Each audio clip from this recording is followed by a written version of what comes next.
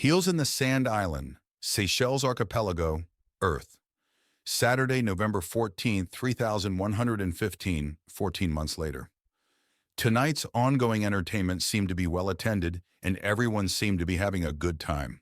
I was not in attendance myself, but was acting as a voyeur, observing the distant action from the darkness of my main lodge's rooftop patio.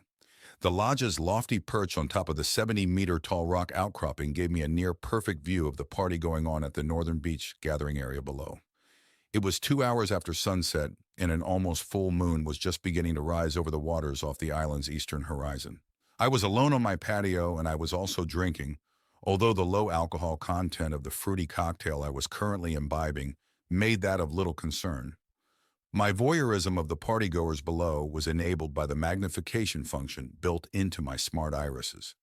Their dancing and gyrating movements were mesmerizing in the flickering light of the torches and the strobing stage effect lasers, the lasers highlighting the wild, fluorescing pigments most of the attendees were wearing.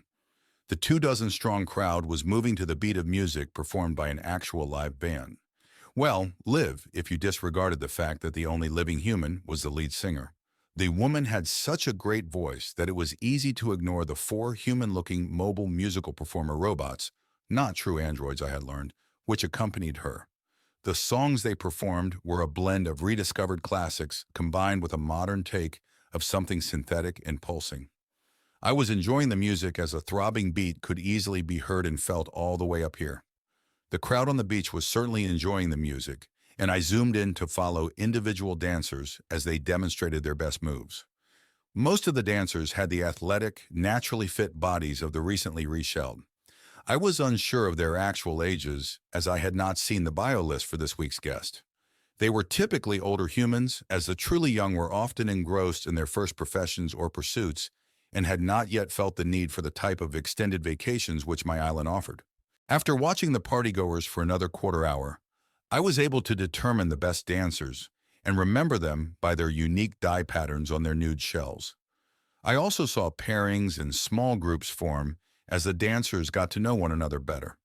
Occasionally, these groupings would drift to the fringes of the dance floor to chat or imbibe. Some would then continue off to one of the nearby small cottages to take things more private and horizontal. Suddenly, my dark patio was illuminated by a white glare coming from the southern horizon. I turned around just in time to see another flash illuminate the ocean off in that direction. As more flashes came every few seconds, I realized that I was watching another Orion-type booster taking its shipment of ore or other heavy cargo to orbit. From the bearing of the flashes, the rocket would have just taken off from Madagascar. The fusion pulses would continue for almost another 6 minutes as the craft climbed eastward and accelerated to orbital speed. The launching track was over 1,000 kilometers away, which meant I'd be able to see the actual fusion detonations in about 3 minutes, when the launcher reached about 100 kilometers of altitude. Sure enough, just shy of 3 minutes later, I saw the actual distant flashbulb-like bursts of light. They were far enough away that my smart irises did not have to dim much to filter the harsh brightness, but I still looked away. The partygoers below were shielded from the direct view of the launch by the island's higher hills, and this, plus the band's brilliant lighting effects, made it unlikely that they would notice the ongoing launch. I shaded my eyes and watched the orbital launcher for another minute, until it went too far over the southeastern horizon. I sighed at the thought of another successful launch. Over the past year, I'd observed a number of them. We were now in full war mode, after all, a fact that too many humans remained unaware of. But those of us that mattered understood how important these launches were. The launches were the result of our terrestrial minds and manufactories operating at maximum output again, constructing and refining items we needed for the wormhole project in the attack to follow. Electronic hardware, superconducting alloys, power generation and storage equipment, all manner of fuels from the mundane to the exotic, all being produced and stockpiled as fast as our infrastructure allowed.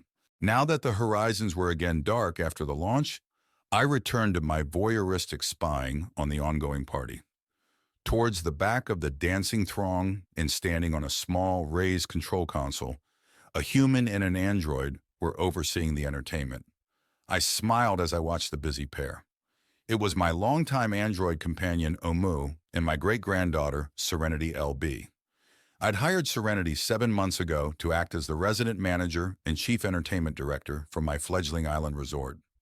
She had learned quickly on the job, and I'd noticed a steady improvement in both the entertainment options available on the island and the positive feedback from my guests. Serenity was young, and this was her first real job, but she was eager, motivated, and willing to learn. Even better was that she seemed to be having the time of her young life, despite the responsibility I'd heaped upon her. A third person approached Omu and Serenity. She, I could tell her gender from the nice pair of fluorescent-painted breasts glowing in the torchlight, began conversing with both of them. After a moment, I saw Omu turn and look up to where I was standing on the dark balcony. The android pointed directly to my location, and I saw the two humans look up to my hidden perch as well. The group then returned to their conversation. It must have been amusing as the two women in the group began laughing. After speaking for another minute, the painted woman left Omu and Serenity. I followed her progress as she left the party area and headed towards the lower terminus of the shuttle tube leading up to my lodge. Apparently, I would soon be receiving a visitor. I was not too concerned as Omu would never have allowed someone dangerous to visit me. 5 minutes later, I heard someone ascending the spiraling stairs leading to the great room below. The stairwell and patio flooring brightened slightly, providing a glowing path for my new guest to follow. "Hello, anyone up here?" my unknown guest said. I knew that voice. It was my touch therapist friend, Angelina Pelbarasa. "Angie, I didn't know that you were on the island," I replied as I stepped forward to greet my friend. We embraced, and our long hug turned into a kiss, which soon grew passionate. Finally, we broke apart, both of us smiling at one another. She laughed as some of her glowing pigment had transferred to my bare chest and shorts. I looked down and laughed with her. I now had swirls on my abdomen, which mirrored her breasts. "Not that I am not happy to see you, Angie, but what are you doing here?" "Serenity hired me, John. I'm part of this week's entertainment package for your guests. I start work tomorrow, though, as I'm taking tonight off. Everyone who arrived today will be busy getting drunk or looped and having fun at the party. Tomorrow, after they sleep it off and make their way out to the beaches, I'll go on duty. I will be a version of that hot girl I met on the beach, for some lucky person," she said with a smirk. "I would have thought that you'd be getting plenty of business down at the party?" I asked. "I could have, but all work and no play and all that. I specifically delayed the start of my working tour until tomorrow, because I have other plans for tonight." Sometimes I can be slow, but I soon realized exactly why she was taking the night off as she ran her hands down my torso and fondled my manhood through my shorts. We resumed our kiss, and I let my hands wander also, caressing her illuminated paint-covered breasts and squeezing her firm little backside. A few minutes later, she pulled away and said, "Come, let's go take a shower so you can help me get this party paint off the both of us." The next morning, I awoke to find Angelina still in my bed. She was already awake and watching me. She must have been up for a while as she looked too alert and chipper. I had learned last night after she had almost dozed off, exhausted after our second round of lovemaking, that she had traveled here directly from Borneo. This meant that her internal clock was still set 4 hours ahead of mine. I had been merciful and let her drift off to sleep. She smiled when she saw that I was awake and functional. "Good morning, lover. Join me for breakfast? I've waited for you, and I'm starving." I checked my internal chronometer and found that it was already well after 9. I had not slept in this late for a long time. She was already wearing a silky robe, so I pulled on a pair of shorts and followed her to the lodge's kitchen, expecting to find my great-granddaughter already up. Instead, I found Serenity's bedroom door still closed. But I did find a full breakfast already prepared and waiting in the warmer. It must have been Angie's doing, as Omu was elsewhere. As we ate, we caught each other up on our activities over the past year. She told me of her travels and of a few funny happenings with her clients, anonymous, of course, while I told her of my busy, recent 4 months. It was nice to catch up. In addition to being a wonderful lover, Angie was growing to be a good friend, and I found that I enjoyed our time together. We had just finished breaking our fast and had taken our coffee to the more comfortable great room when my great-granddaughter came stumbling out of her room. She went straight to the coffee maker without acknowledging either of us. It must have been a very late night for her, as she looked like hell. "You look like hell, Serenity," I said when she finally joined us. Angie reached over and smacked me. "Ignore the rude old guy. I take it that the beach concert ran late into the early morning?" Serenity just nodded. A few sips of coffee energized her enough to speak. "The band stopped playing after 2. Everyone trickled off to their bungalows over the next hour, and it was after 3 before I could have the mobile units begin doing a proper cleanup. A few idiots decided on drunken moonlight swimming, which kept Omu and the sentry units busy. It was almost 4:30 before I made it back up here." She took another sip of her coffee and then smirked towards Angie. "By the way, I saw that you never made it back down to the party after visiting Gramps up here, so I loaned your beach cottage room to Rose. She had planned on sleeping aboard the Electrojet until it left later this morning. She should be getting up to leave just about now." "That's fine," Angelina said dismissively. "Yes, Jon was kind enough to offer me a place to stay." I caught my great-granddaughter's quick grin. Angie must have told her about our past intimacies. "Rose?" I asked. "Rose Stone, the singer," Serenity said. "It was her band that performed last night. Now that it's mid-morning, they can finally take off without pissing off too many of our sleeping guests." My great-granddaughter was becoming more animated as the coffee was beginning to work its magic. "Rose Stone? Would Rose be short for Rosetta by chance?" I asked. "That's right. How did you know?" "Yes, he talks. Serenity asked, surprised. "Have you heard her music before?" Angelina also looked curious. Of course, they would likely not have heard of the Rosetta Stone. I was suddenly reminded that I was in the company of 2 young women who each had over 200 years less accumulated knowledge and wisdom than I had. "Oh well." "Lucky guess," I replied, deflecting the true reason I'd guessed the singer's name. As if on cue, we heard the wind-up noises of Electrojet Transport's turbine engines. Serenity's face went blank as she went into virtual for a moment to oversee the band's departure. A few seconds later, she said, "Omu reports that the band's performance units and all their equipment are loaded onto the aircraft, and that Rose is safely aboard. They are now headed off to a gig in Africa. She also reports that the beach cottage Rose used has been fully cleaned and restored for your use, Angie." "Good. Thank you. I had better go and get ready to start my shift," Angelina said as she rose. I rose with her, and we gave each other a long hug goodbye. Her silky nightgown felt wonderful beneath my hands, but I kept our separation non-sexual in consideration of my great-granddaughter's presence. With a final kiss, Angie was off. I did manage one small squeeze of her backside before she managed to escape. Serenity just rolled her eyes when I glanced at her to see if I'd been caught. While I was still standing, I went to the kitchen to refill my coffee. I brought a fresh carafe back with me, knowing Serenity would also soon need a refill. I also brought a plate of warm pastries, which I had sub-vocally instructed the auto kitchen to start preparing the moment I had seen her stumble out of her room. She snatched them from me eagerly. My great-granddaughter and I spent a relaxing half hour just having a nice chat. It was our first real chance to sit down and visit since I'd arrived back on heels a few days before. I'd been gone for the past 4 months. Working and returning to my island was my first real break in all that time. I was relieved to learn that Serenity had done a great job running the place in my absence, and no major issues needed my attention. She told me about the problems and minor accidents which had occurred, and how she had solved them. She beamed when I told her how proud I was of her, and that I could not have done better. It looked like the island was in good hands. When I left here to return to work in 2 more days, I could do so without worry. When she finished, it was my turn to share what I'd been up to for the past 4 months. Serenity already knew some of the story from my periodic virtual messages, and also from following the Conscientia news forums. For the first 2 months of my absence, I'd been on a worldwide media tour. I filled her in on some of the lesser-known happenings which had occurred during that blitz. I'd been traveling around the world promoting the idea that humanity should never align itself with the assemblage. Furthermore, I had pushed the plan that we should go further and destroy the enemy Ark as soon as it was feasible. The second global forum on the subject had been approaching, and I wanted to sway human opinion enough that my direct meddling to force the outcome would not be as noticeable.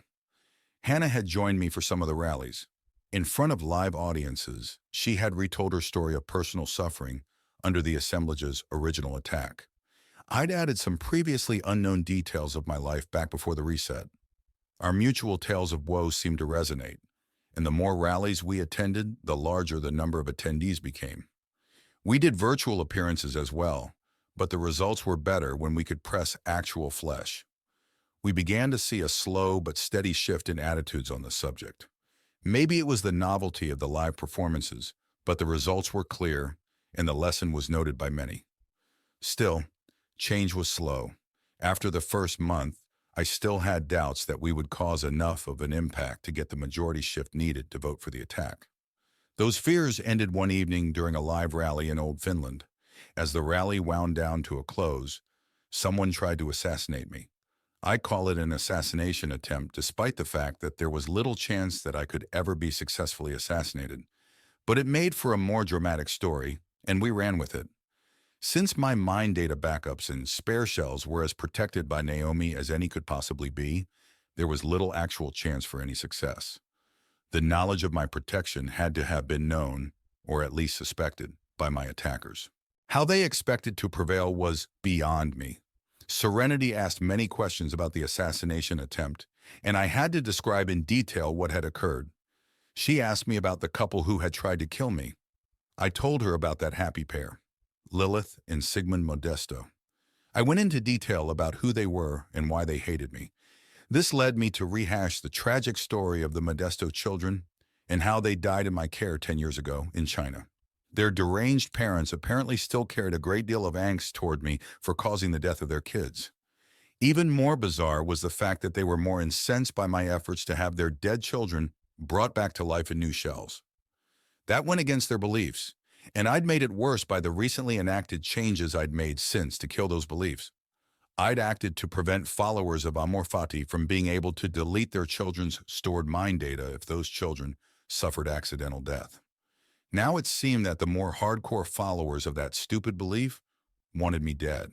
The Modestos were at the top of that list.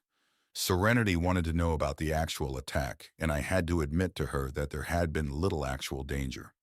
Naomi's security net had easily detected the Modestos' plans long before they could be initiated.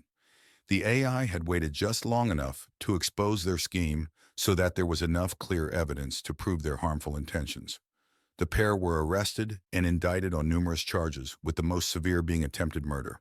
In the end, after a thorough review of the evidence and with the consultation of the Peer Justice Subforum on Conscientia, the arbitrator and judge, IUDEX AI, had found them only guilty of attempted destruction of property, my shell.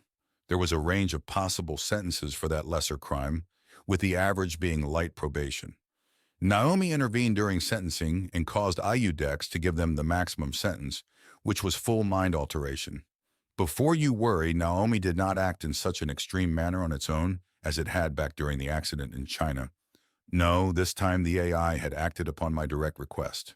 Was it unethical and immoral on my part to impose my own justice and morality on the Modestos? Hell yes, it was. But, God damn it, they tried to kill me. There was no way in hell I was letting them get off with just a slap on the wrist for what they had attempted, especially not when I had the power to alter the outcome. If I had to ever face judgment for my actions from some higher authority someday, then so be it. I'd face it with pride as I'd acted to save the lives of children. Of course, I didn't tell Serenity about Naomi's direct interference in the Modestos' sentencing at my behest. I kept that truth close to my chest. The only person I did tell was Hannah, although I would probably also share the details with Ux the next time we met face to face. There had been one positive result from the attempted assassination. The news had gone viral and had spread across the entire solar system. As it spread, it carried along with it sympathy for my cause and greatly aided the effort to sway popular opinion toward attacking our enemies. When the second global forum took place 2 months ago and the next vote was taken, my proposal to attack the enemy had passed by an overwhelming margin. Humanity was now fully committed to the warpath. Did I feel any guilt for my part in causing that outcome? Not one bit. If humanity ever came to regret the vote, I'd be long gone and beyond remorse. Since it was so widely known, I skipped rehashing the events of the second global forum. I was about to explain where I'd been since the forum when I was interrupted by someone stumbling out of Serenity's bedroom. It was a confused-looking and clearly hungover man wearing only party paint. Apparently, despite the extremely late hour, my great-granddaughter had brought someone home last night. Serenity glared me into not commenting as she got up to see to the poor fellow. She went over and had a brief hushed conversation with him.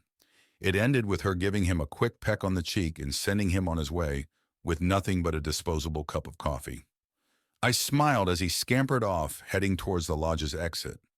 He would have to brave the winding path leading down to the beach area, wearing nothing but the remains of last night's illumination paint. At least most of the other partygoers were still sleeping in their bungalows and would miss his colorful walk of shame. Serenity returned to the couch and refilled her coffee from the carafe. She caught my smirk and pointed a finger at me as if daring me to say anything. I held my hands up in surrender. Who was I to judge after having let Angie spend the night? We resumed our talk. I explained where I'd been 2 months after the second global forum. Simply put, I'd gone off to work. Much of the details of that work I was not ready to share, so I kept the explanations basic and vague. What had I actually been doing?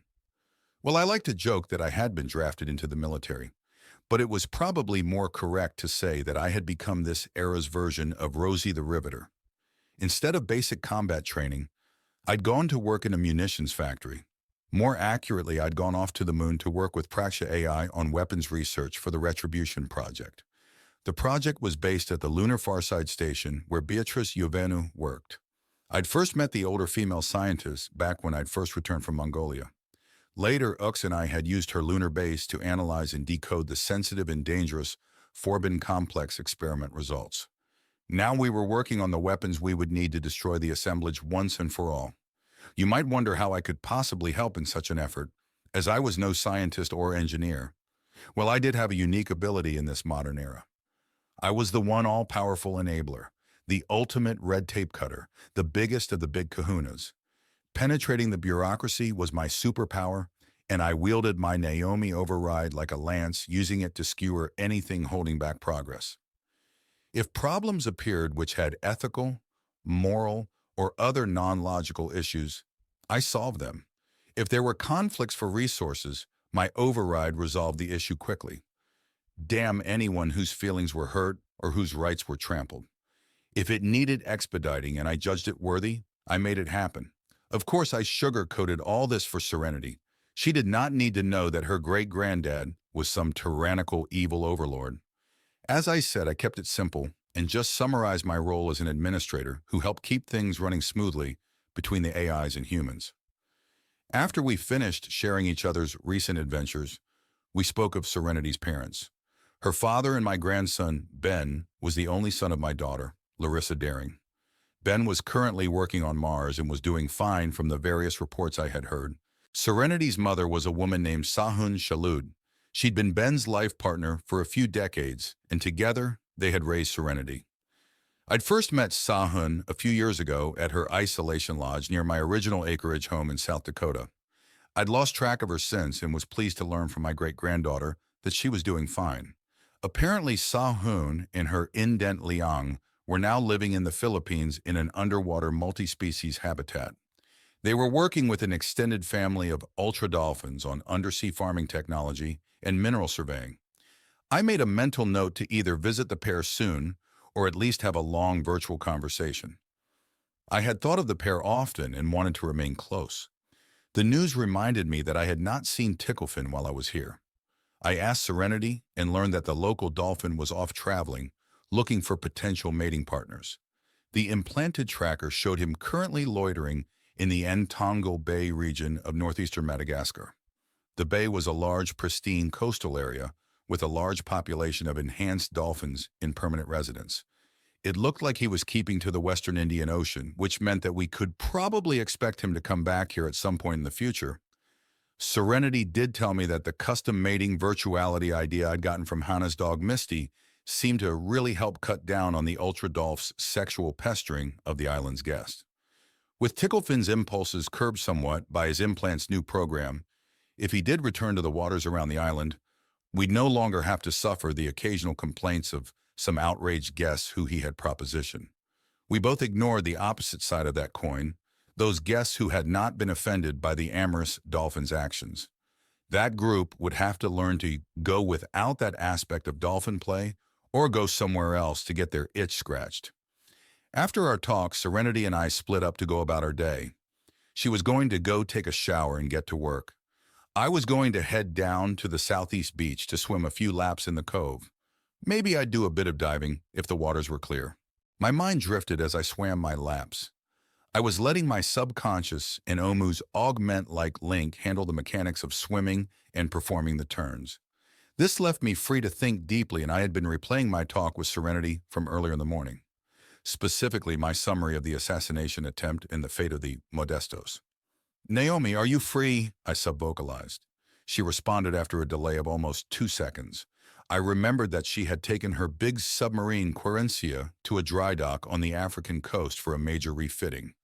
This meant that there was a noticeable pause as her communications were routed through the low orbital relay net.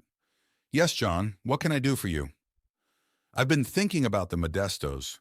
How is their rehabilitation coming along?" The mental adjustments to Lilith and Sigmund Modesto were completed 2 weeks ago. They are now back living their normal lives. As we had discussed, I was able to condition them so as to keep the truth about their mental adjustments from the other followers of Amor Fati with whom they have interactions. I was thinking about that. What if we become a bit more proactive and let the Modestos share what happened to them with the other followers of Amor Fati? It might be helpful to our cause to increase the fear and suspicion they are already living under. They already suspect we are monitoring their actions, I said. Naomi hesitated. She was probably performing full simulations of the possible outcomes of my suggestion, or she might disagree with the plan, or both. Finally, she spoke.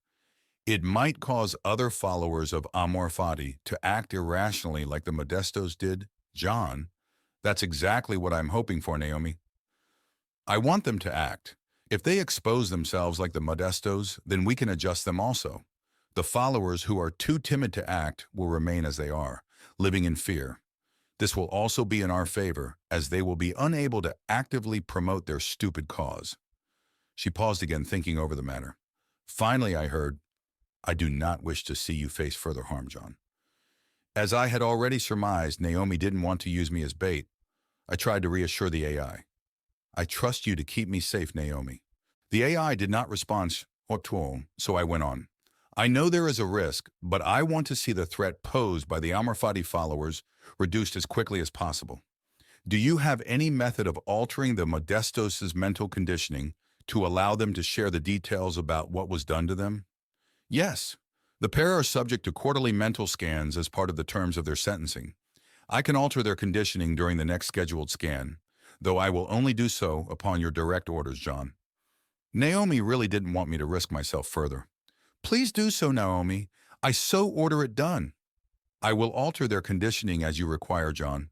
"How are the upgrades to Querencia coming along?" I asked. The submarine was being overhauled to remove all missile and orbital launching capabilities. She would no longer be a boomer, to use the old Navy term, for ballistic missile submarines. In place of her missiles, Naomi was installing additional power storage capacity and the machinery needed to create 1-meter-class wormholes. The hardware to be installed included a new, compact, state-of-the-art wormhole generator. It was somewhat limited but would still have the ability to transfer a human-sized cargo anywhere in a radius of roughly 500,000 kilometers.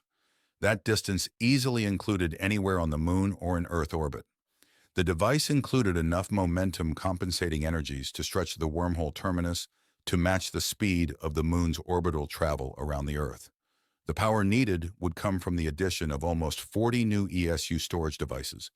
These in turn could be charged slowly from the sub's onboard fusion reactor or quickly by utilizing the 10 new DET power transfer devices, which were locked to fusion power plants spread across the surface of the Earth. The installation of the ESU and DET devices has been completed.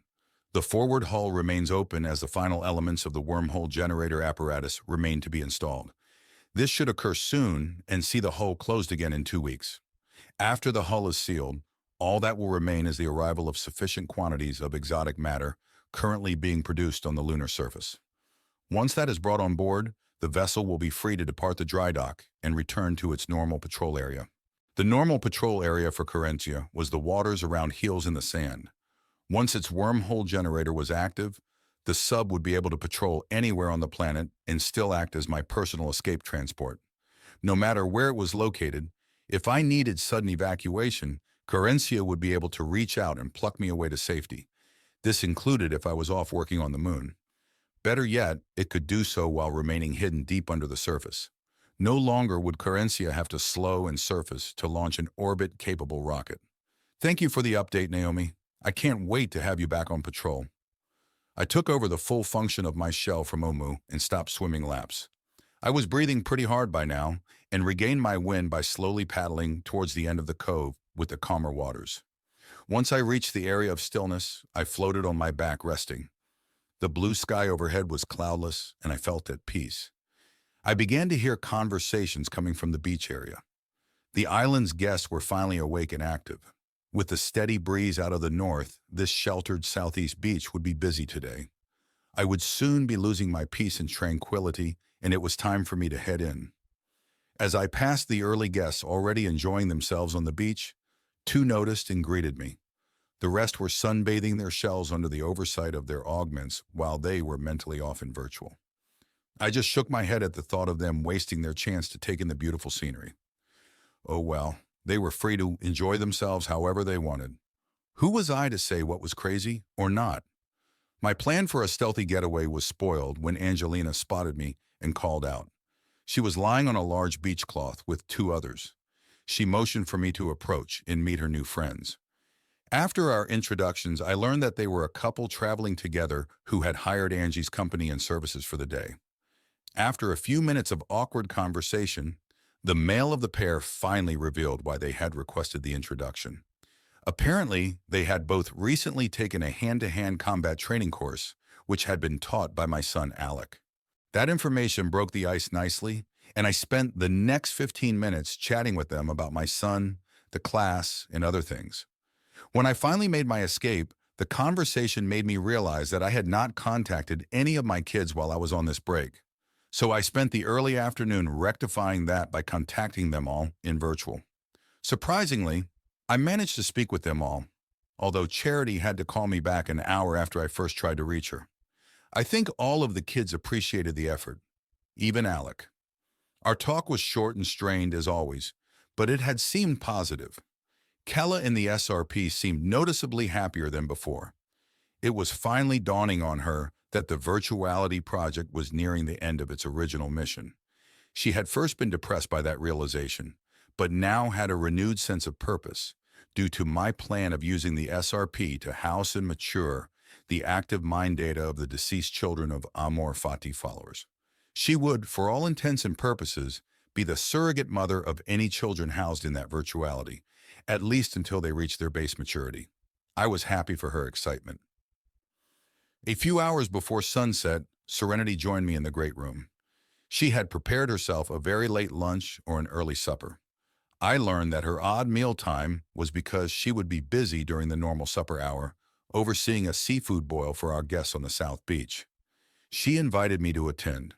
Normally, I decline these group meals, but the thought of a seafood boil had me interested enough to tell her I'd be there. The meal would be worth dealing with the repetitive questions from the guests. I delayed my arrival until the bulk of the guests had served themselves and started eating their feast.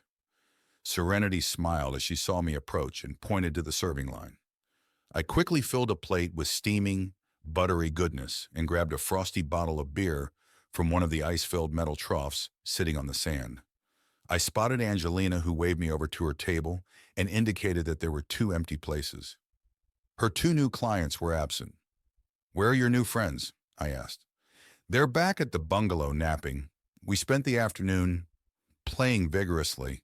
I apparently wore them out," she said with a hint of pride and a smirk. I just shook my head. "I'm surprised that it's not the reverse with you needing to sleep in. They were looking at you with very hungry eyes this morning." "Oh, we all got a good workout to be sure, but I'm never too tired to miss a fresh seafood boil." She took over much of the conversation while I busied myself eating. We were interrupted a few times when other guests stopped by our table to introduce themselves. I greeted them politely and listened to their comments about the island. Almost all of their feedback was good, although I did hear of a few minor issues which I would have to bring up with Serenity. Angie told me what she'd been up to for the past few months. I was surprised to learn that she had been teaching school. I was wise enough not to give her a hard time about breaking in the young. I'd have loved to have an expert around to teach me the basics of sexuality back when I was a teenager and going through puberty. She said it had not been too bad. Most of the kids had already had some experience among themselves, so what she was mostly teaching was the advanced issues and techniques which they might be curious about. Still, she was glad her 2-month stint of volunteering was over. She performed the service every 2 years, and this had been her 4th time doing so. We finished the main boil portion of the meal and were enjoying a dessert of frozen pineapple smoothies when Omu approached our table and sat next to Angelina. "Good evening, Miss Angelina," the android said to my companion before addressing me. "I will be departing for the Forbin complex in 10 minutes, Jon," the dark gray android said. "What are you doing at Forbin, Omu?" Angie asked. Omu glanced at me before answering and caught my barely perceptible nod. "I am working on a project to adapt Forbin technology to the war effort, Miss Angelina. It is hoped that we can streamline and reduce the physical hardware required to achieve transcendent sentience." Angie thankfully accepted Omu's rather vague response and did not dig deeper. We returned to our more mundane chat, but included the android out of politeness. 8 minutes later, Omu rose. "I must be off. I will join you on Luna in 3 days, Jon." I nodded and shook the android's hand. "See you then, Omu. Be well." "You're leaving soon also, Jon?" Angie asked with a frown. "Yes, Angie. Tuesday, 2 days from now, I'll be heading back to my work site on the far side station. Would you like me to keep tomorrow night open?" "I can be available after 22 o'clock. There would be no charge," she offered. I smiled at my friend and reached over to touch her arm. "That's not necessary, hun. I'd love your company, but you are here to do a job. Besides, I'm still recovering from last night." She smiled at that. "Well, tomorrow evening, I'm hosting pleasure classes in the North Beach Common Pagoda. If you feel up to it, come on down and I will use you as one of my demonstration dummies." Her offer was tempting. "Thank you for the offer, but I'd rather not be on exhibit for the guests." "I'll be fine, Angie. Besides, I'm not going to be alone while on the moon. I'm staying with Beatrice. You remember her from a few years ago back in South Dakota?" "Oh, yes, the older, stern-looking scientist woman. Tell her hello from me when you see her," Angelina said.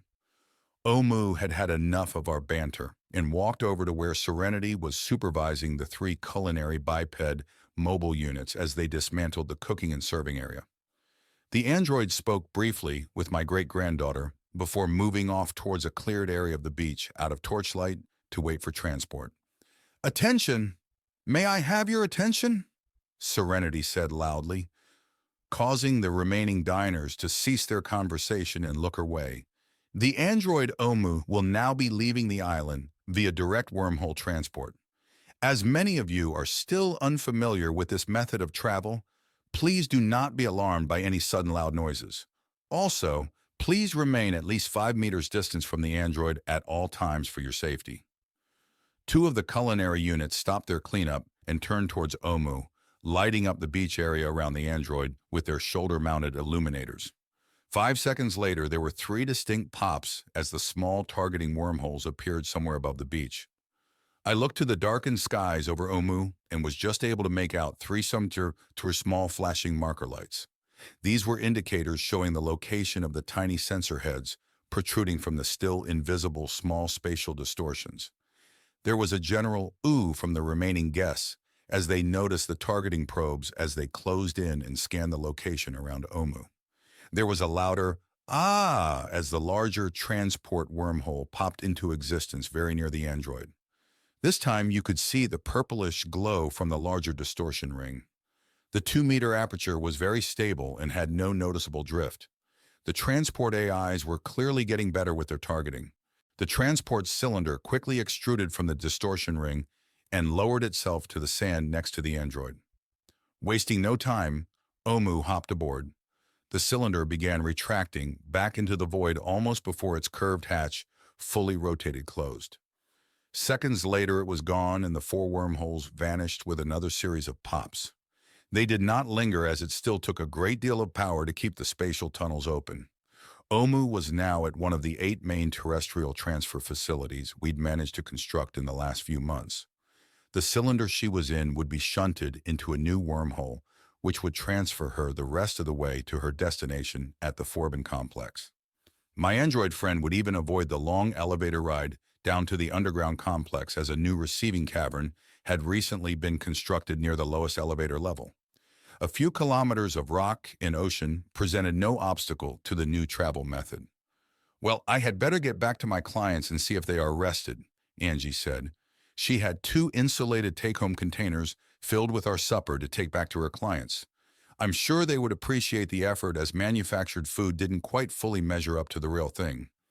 I rose also and walked with her towards the bungalow area.